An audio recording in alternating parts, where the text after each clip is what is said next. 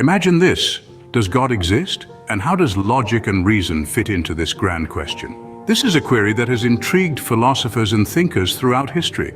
It's a question that invites us to ponder about the very fabric of existence, about the unseen, and about the profound nature of our own consciousness.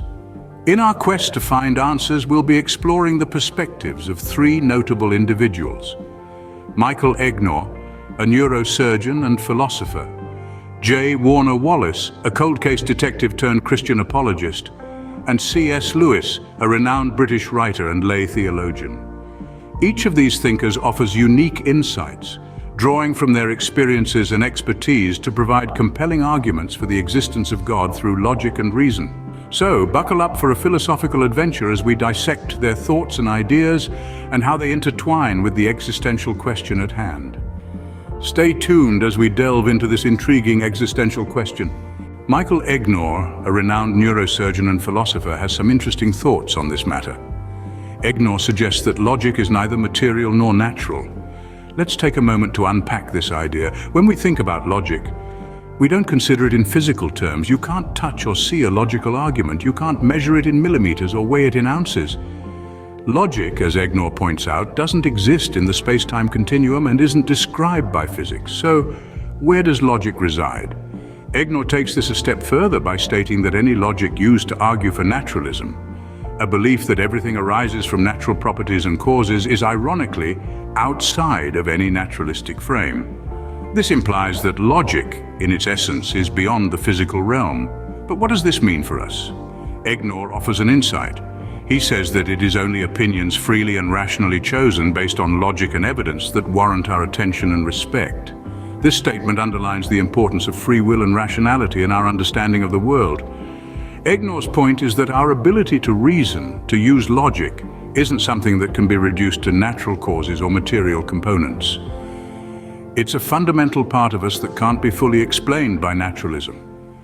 This is a significant argument because it challenges the idea that everything can be explained by physical phenomena. If logic, a crucial aspect of our cognition and understanding, is non-material, then there must be more to our existence than what can be explained by natural causes. Egnor's perspective offers a compelling argument against a purely naturalistic view of the world. It suggests that there are aspects of our existence, like logic and reason, that transcend the physical realm. So, Egnor suggests that logic and reason are inherently non-material, bringing into question the validity of purely naturalistic views. This leaves us with a fascinating query to ponder. If logic and reason are non-material and transcend naturalistic explanations, could they point to something beyond the natural world? Could they point to the existence of God? Warner Wallace, a cold case homicide detective, also offers a compelling perspective. Known for his analytical prowess, Wallace brings an intriguing angle to the discussion. He states, "The best and most reasonable explanation for the kind of mind necessary for the existence of the transcendent, objective conceptual laws of logic is God." Now let's break this down and simplify it for better understanding. Wallace is essentially saying that the laws of logic, those objective and unchanging principles that govern our reasoning, point towards something transcendent. They're not material or naturalistic. You can't touch, taste, or measure them, yet they are universally accepted and used by all rational beings. These laws, Wallace suggests, require a kind of mind that is capable of conceptualizing them.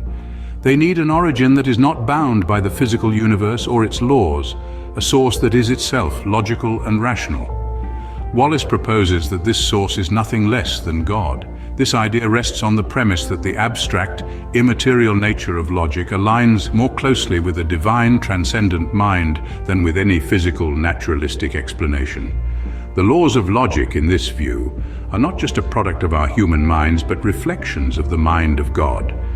They are a part of the universe's fundamental structure, woven into the fabric of reality by a rational, divine creator.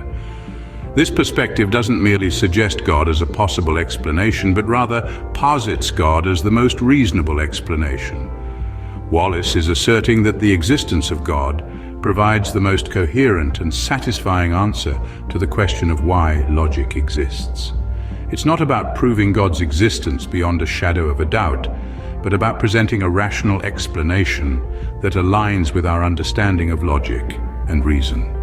In essence, Wallace advocates for the existence of God as the ultimate source of logic and reason. His perspective invites us to view the laws of logic not just as tools for rational thought, but as signposts pointing towards the divine.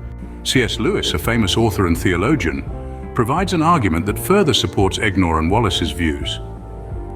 Lewis's argument from reason takes us on a fascinating journey, starting from our ability to reason and leading us back to the existence of God. So let's break it down. Lewis starts by stating that no belief is rationally inferred if it can be fully explained in terms of non-rational causes. He then posits that if naturalism is true, all beliefs can be fully explained in terms of non-rational causes. Therefore, if naturalism is true, no belief is rationally inferred. The crux of his argument here is that naturalism, ironically, undercuts itself. If it were true, we couldn't sensibly believe it or virtually anything else, but Lewis doesn't stop there. He extends his argument to human reason. He states that since everything in nature can be wholly explained in terms of non-rational causes, human reason must have a source outside of nature. If human reason came from non-reason, it would lose all rational credentials and would cease to be reason. Therefore, human reason cannot come from non-reason. So, where does human reason come from? This is where Lewis's argument gets even more interesting. He concludes that human reason must come from a source outside nature that is itself rational. This supernatural source of reason may itself be dependent on some further source of reason, but a chain of such dependent sources cannot go on forever. Eventually, we must reason back to the existence of an eternal, non-dependent source of human reason. And this eternal, self-existent, rational being is what we call God. This being is the ultimate source of our ability to reason, to make sense of the world, to understand the laws of logic. It's a profound thought, isn't it? That our very ability to think, to reason, to understand the world around us is dependent on the existence of God. Lewis therefore concludes that our ability to reason is dependent on the existence of God. Let's bring all these ideas together. We've journeyed through the perspectives of Egnor, Wallace, and Lewis, each underscoring the critical role of logic and reason in the argument for God.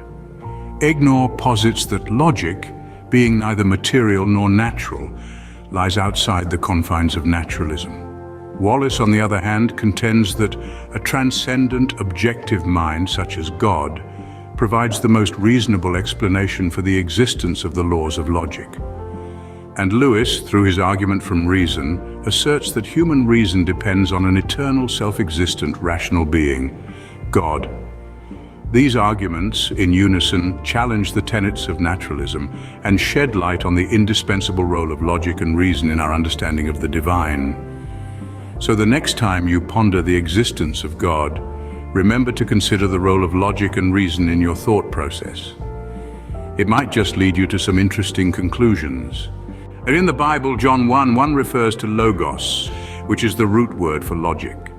Logos, in the original Greek, means word, thought, principle, or speech, yet it's more than just a word. It's a fundamental concept in philosophy, psychology, rhetoric, and religion.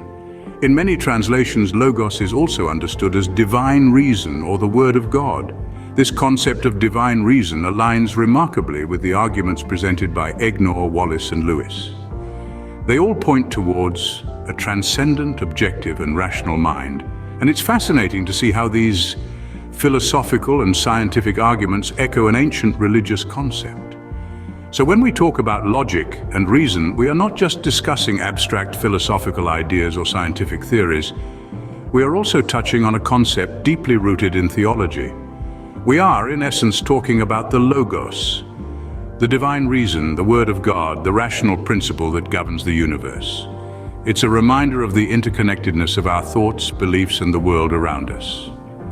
Next time you engage in a conversation about God, logic, or reason, remember this connection. It could provide a fresh perspective and deepen the conversation, and who knows, it might also reveal something new about your own beliefs.